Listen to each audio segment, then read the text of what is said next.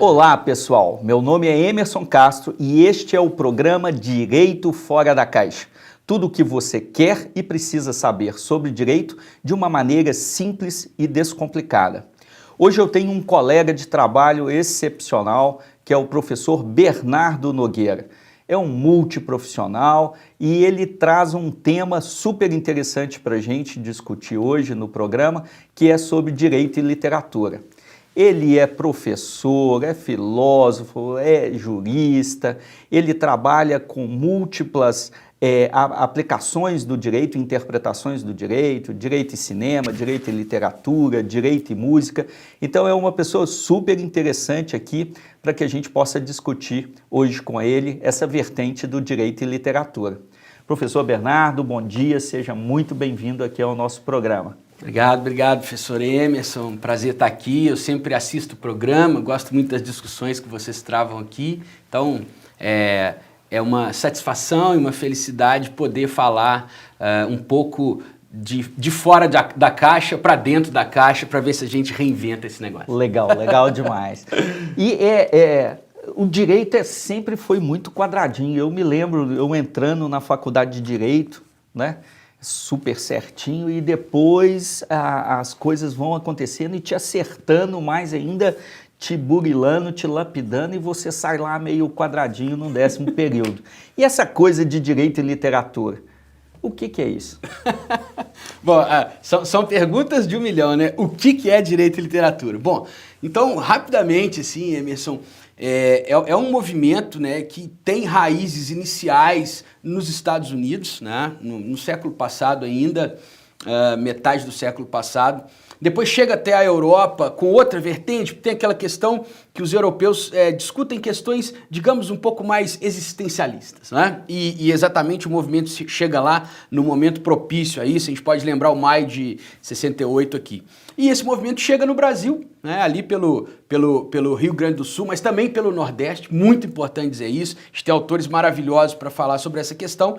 Então, é um movimento que busca olhar para as questões jurídicas a partir dos relatos literários. E o inverso também, ou seja, você consegue, lendo uma obra literária, detectar questões jurídicas, porque a mais das vezes as questões jurídicas são questões humanas e não tem um lugar mais privilegiado do que a arte, nesse caso a literatura, para dizer do humano. Então você consegue ali observar o fenômeno jurídico sob uma perspectiva que muitas das vezes a pegada normativa tão somente não te dá essa condição. Então é uma abertura de olhos, de ouvidos, de boca e de coração para observar o fenômeno jurídico de maneira crítica, de maneira desconstrutiva, de maneira progressiva, ou seja, é uma forma, na verdade, de invenção do direito através da literatura, através das obras literárias, sejam elas clássicas ou não. Isso é uma coisa que eu até queria dizer. As pessoas às vezes se apegam muito em obras clássicas, por exemplo, o Processo do Kafka.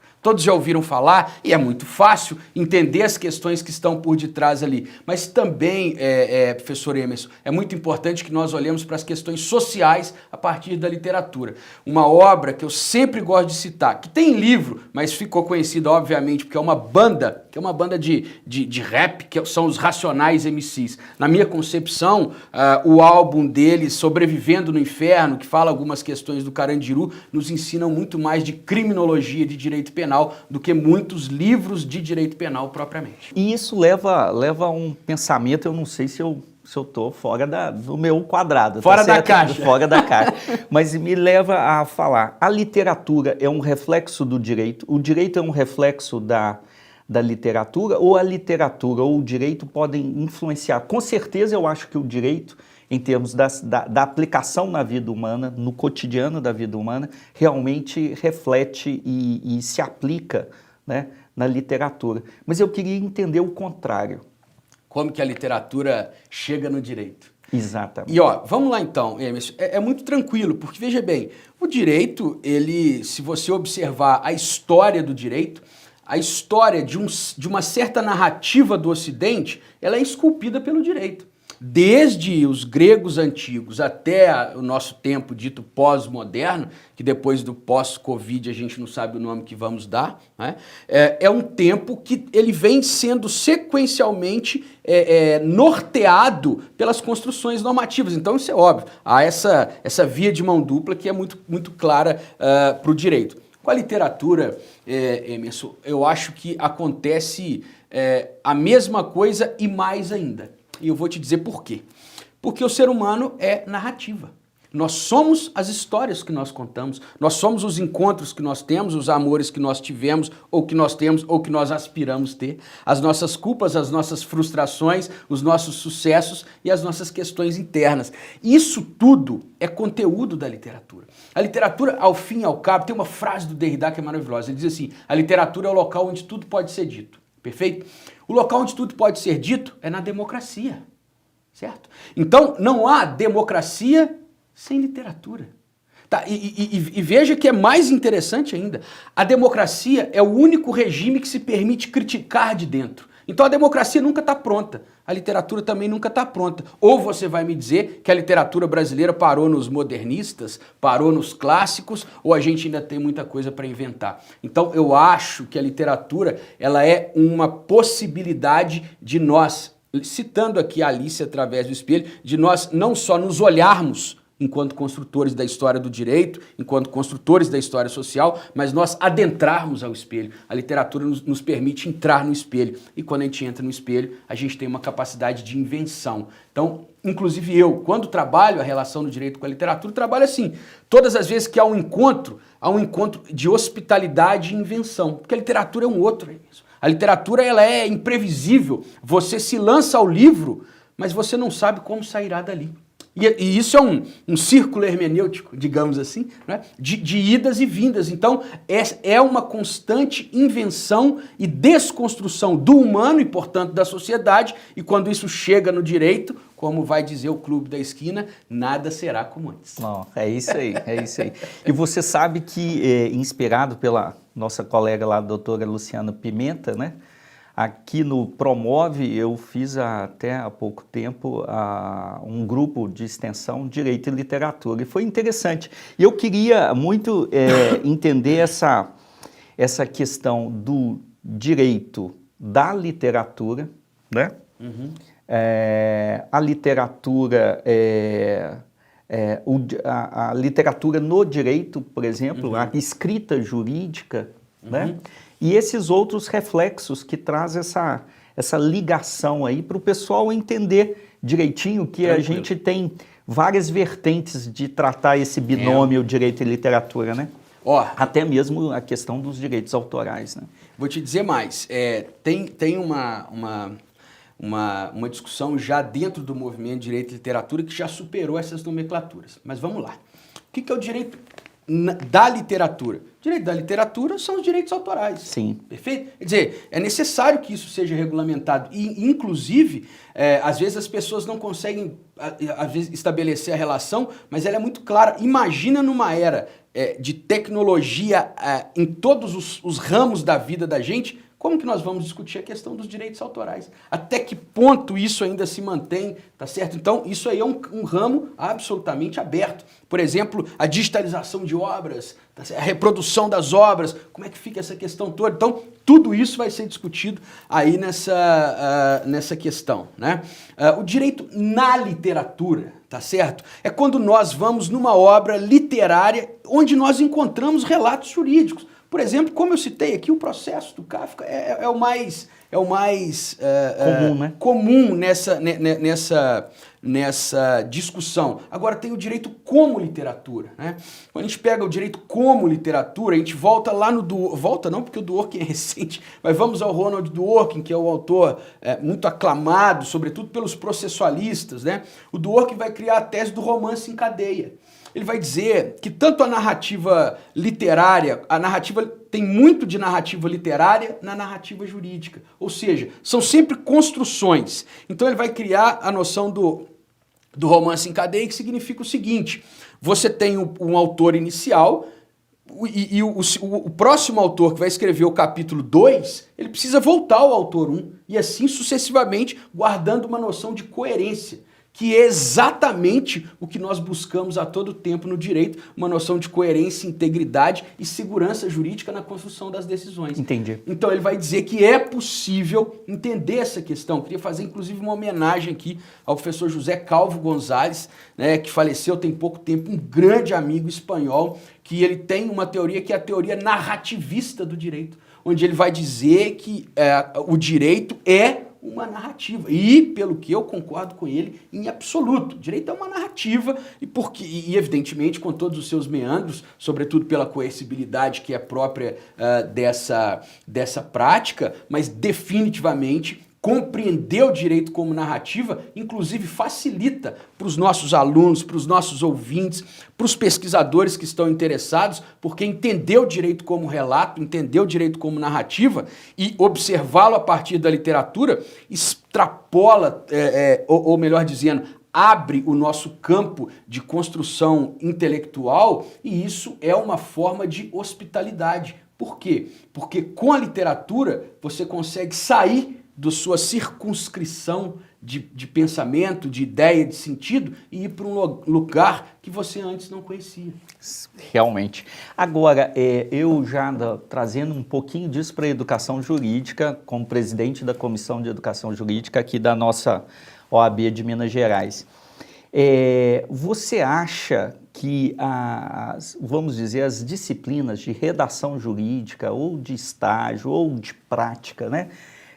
Que você me fez bem lembrar, quando eu ouvi você dizendo, eu penso, por exemplo, numa petição inicial, né, do mérito, né? Um mérito tem fatos, circunstâncias, tem toda um percurso literário em termos de detalhes, né, para te levar justamente à base normativa que se aplica àquelas circunstâncias e àqueles fatos, para você gerar ou não a sua pretensão de direito e tudo mais.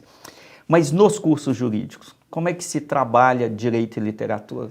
Qual que é a sua dica para esse monte de coordenadores aí que está com novas diretrizes, extensão, curricularização da extensão? O que você acha? Bom, então vamos lá. Primeiro eu quero dizer uma coisa. Já existe no Brasil cursos de pós-graduação a nível de mestrado e doutorado com a linha de direito e literatura. Legal. No Rio Grande do Sul isso já está desenvolvido, salvo melhor juízo, na Federal do Piauí, já há uma disciplina da graduação Direito e Literatura, certo? Então, Emerson, eu penso o seguinte, veja bem, nós sabemos que há uma defasagem de escrita nos dias atuais. As pessoas comunicam por um tweet. E eu sempre brinco, até uma brincadeira que eu gosto de fazer, olha, não cobre, porque as pessoas falam, eu estou decepcionado com o amor. Aí eu falo assim, não cobre um romance de 1000 páginas a quem você doa um tweet. Então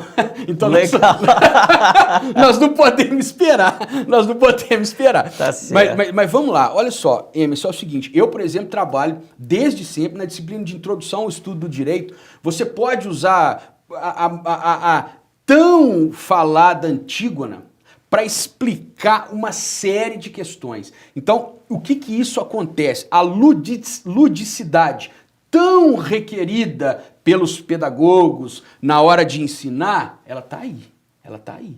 Porque o aluno sai daquela caixa que ele chega, tem que aprender o conceito. De repente ele vê a questão prática dada. A literatura, inclusive, ela muitas das vezes é muito mais prática do que as disciplinas do próprio direito. Porque a literatura não tem meandros, ou quando você mata, quando você morre, quando você fere, quando você é preso, quando há um assalto, etc. Não tem confabulação teórica. A coisa ali é sangue, suor e lágrima. Então, quer dizer, é necessário a inserção é possível a inserção de obras literárias permeando os conceitos jurídicos. Eu tenho grandes amigos, grandes professores que trabalham essa questão. Posso citar no Rio Grande do Sul, por exemplo, o professor André Caran, ali em Vitória, o professor Nelson Camata, aqui em Belo Horizonte, o professor Luciana Pimenta, o professor Fernando Armando. Essas pessoas eu sei que já fazem isso. Agora, beleza, Bernardo, isso aí tá permeando. Como que a gente coloca isso na prática? Olha só, Emerson, eu gosto muito de trabalhar com conto. Por quê? O conto é uma narrativa muito adequada aos tempos atuais. Ele é curto, mas muitas das vezes ele é infinito. Denso. Denso. Né? Então você pode pegar, por exemplo, a terceira margem do Rio do Guimarães Rosa. Ô Emerson, o sangue de Jesus tem poder. Aquilo ali é sem fim. E ali você trabalha questões de psicologia jurídica, ali você trabalha questões de desterritorialidade, ali você trabalha questões de paternidade, de filiação, de posse de propriedade, está tudo ali. Basta o professor se inteirar dessa questão. Agora, com relação à escritura e tudo mais, eu gosto de trazer o conto para os alunos porque eu mostro isso para eles. Se vocês conseguirem adensar dentro da sua petição inicial as informações que estão dentro desse conto, pegar o caso e olhar para o caso como sendo um conto. Cara, e outra coisa, Emerson, tem uma coisa muito importante. É óbvio que a linguagem jurídica é técnica e nós temos que obedecê-la para mó de dar certo o negócio. Porém, tem uma questão que me chama muito a atenção nos dias atuais, né, que é o seguinte: nós temos um excesso de tecnologia. Isso me parece óbvio, não é? E nem estou dizendo, eu não sou daquelas pessoas assim, no meu tempo mesmo, porque nem teve meu tempo, porque eu sou muito novo, mas o que faz? No meu tempo é que era bom. A pessoa que fala que no tempo dela era bom, fala assim, então eu te dou um abraço, porque seu tempo nunca mais vai voltar. Então vai ficar ruim pro seu lado. Então, assim, tecnologia está aí e é necessário que nós trabalhemos com ela. Mas tem uma questão, isso é platônico, onde tem muito de uma coisa, falta. E o que falta? As pessoas estão altamente interagindo nos ambientes, mas elas não estão podendo destilar ao outro a coisa mais singela do ser humano, que é o afeto. Sim.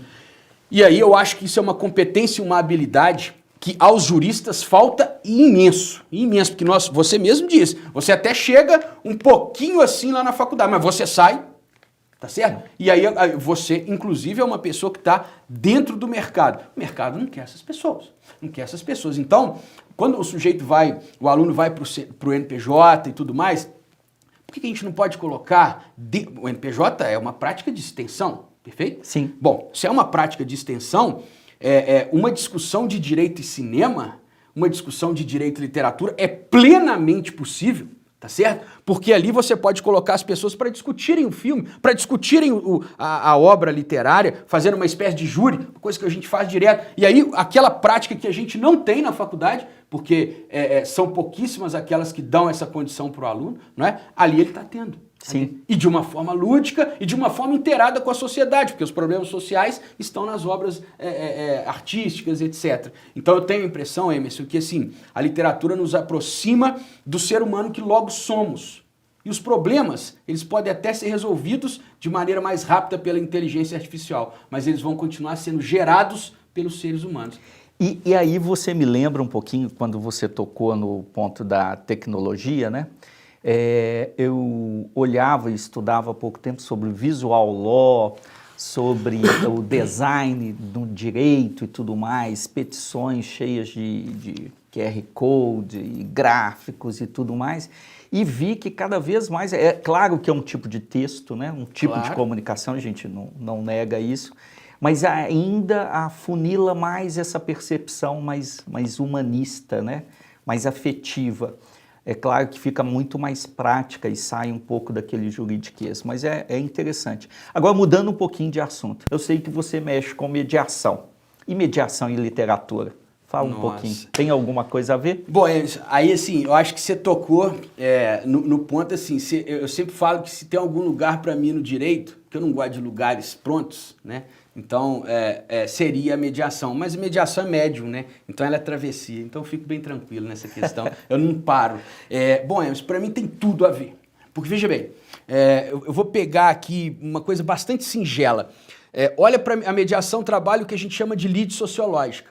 A lide sociológica é aquilo que está por debaixo. É aquilo que não aparece na lide processual, porque não pode, porque não cabe, não tem tempo, o prazo não comporta, o juiz não tem condição de ouvir por conta do excesso de trabalho, o advogado não tem tempo de elaborar aquela questão e muito menos ele vai querer resolver os problemas sentimentais, digamos assim, dos seus clientes. Porém, tem uma questão importante, o direito é uma função social.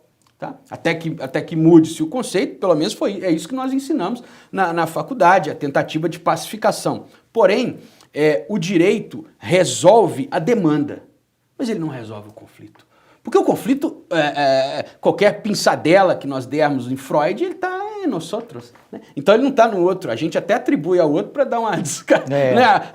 Aliviada. Né? Dar uma aliviada, mas o problema é sempre nosso. Né? Então o que acontece? Ao trabalhar a lide sociológica, você necessariamente tem que colocar em ação uma habilidade, uma competência que, via de regra, as faculdades de Direito não ensinam, que é a escuta. A gente não aprende a escutar, pelo contrário, a gente aprende a falar, a impostar bem a voz e etc. É sempre aquela fala, falamos de oratória e esquecemos da escutatória. E, inclusive, essa não é nova, né? Essa fala não é nova. Essa fala, ela tem mais de 21 séculos. Os gregos, que se a gente for falar que começamos a tal da civilização ocidental lá, só fala de fala, não fala de escuta. Então a gente ficou 20 séculos falando de como falar. Agora é necessário falar como escutar, né? tem que aprender um pouquinho. Então a lide sociológica, você apreende essa questão a partir de uma escutativa, da empatia e etc.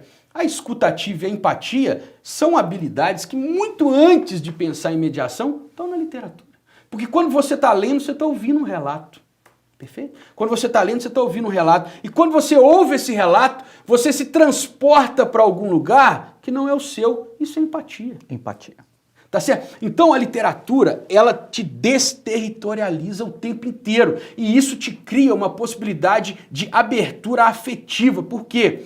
Porque você conhece outras dimensões que não são aquelas que você está habituado. Então esse deslocamento a qualquer mediador é extremamente necessário, porque a gente está ali tentando conduzir o mediando à solução do próprio conflito. Legal. Perfeito? Mas você tem que sair da sua condição. Você não é árbitro, você não é advogado, você não é juiz, você não está ali para fazer nenhum julgamento, né? Você não está fazendo na conciliação, você poderia, mas a mediação não é para isso, tá certo? A mediação é uma forma adequada de solução de conflitos. E a única forma adequada de solução de conflitos é aquela que não devolve para a sociedade uma pessoa com mais carga do que ela tinha quando ela levou a demanda. E isso no Poder Judiciário convencional é o que muitas vezes acontece. E isso é o que a literatura contribui. E muito. Completamente, né? Completamente. Porque, e ela permite, Emerson, se me permite essa fala,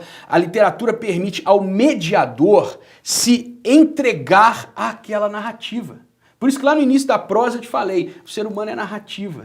E a literatura, ela me dá essa condição, ela me dá, inclusive, é quase que um poder, mas eu chamo de um não poder. Ela me ensina a sair do meu ego, tá? E deixar o outro vir com as suas fragilidades, com as suas mazelas, com os seus erros, com os seus acertos. A mediação se relaciona com a literatura numa relação de hospitalidade. E para esse perfil de mediador, o nível de leitura, né, a profundidade, a diversidade de temas e de autores, isso é muito importante. Agora a gente já está caminhando para o final do nosso programa e eu queria te pedir uma dica para alunos de direito que queiram adentrar nesse processo aí, direito e literatura, nessa viagem aí, que é sempre uma viagem longa, infindável, né? Mas extremamente saborosa. Bom, Emerson, é assim, eu vou indicar uma coisa bem ampla. O Brasil tem hoje a Rede Brasileira de Direito e Literatura, RDL. E nós temos uma revista lá, super qualificada, que é a Anamorfoses. Tá? E ali, Emerson, você tem textos de pessoas do mundo inteiro, do Brasil inteiro e para todos os gostos. Então, eu sempre gosto de indicar, porque ele é um celeiro, tá? Uma vitrine. E não erra, né? E não erra, então não tem problema. E também, eu não gostei do texto, tá lá. Bom, aí você procura outro, porque tem vários, né? Mas assim, Emerson, uma coisa que tem chamado muita atenção, assim, é o seguinte, quanto mais eu caminho, mais eu percebo que as questões são muito próximas a nós. Eu, ultimamente, nos meus últimos estudos de Direito e Literatura, eu estou muito próximo do Drummond. Tá? Porque se você lê o Drummond, você entende os problemas da mineração em Minas Gerais, você entende os problemas do solo de Minas Gerais, você entende os problemas existenciais do mineiro, você entende os problemas familiares dos mineiros, e isso são todas questões do direito. Ora, uma vez que você chega influenciado, imantado, né, com essa questão literária, o que vem do direito chega de outra maneira. Isso, sem dúvida nenhuma, é uma questão hermenêutica. A gente compreende o mundo pelo nosso horizonte histórico. A literatura é uma abertura do horizonte histórico. certo? Então, você não vai ser indiferente a determinadas dores porque você as desconhece, uma vez que você já teve contato com elas nas obras literárias. Então, é uma forma, sem dúvida nenhuma, de tentar nos humanizar um pouco mais. Muito obrigado, professor Bernardo. Vai ser sempre um enorme prazer te ter aqui outras vezes para a gente poder discutir sobre direito e teatro, direito e música, direito e cinema. E uma das competências do professor Bernardo é ser diretor de cinema, roteirista e tudo mais, entre outras questões, viu? Ficamos aqui com mais um programa Direito Fora da Caixa. Espero que vocês gostem e nos sigam nas redes sociais e lá no nosso canal no YouTube. E não deixe de nos assistir na net, no canal 12. Muito obrigado e até mais.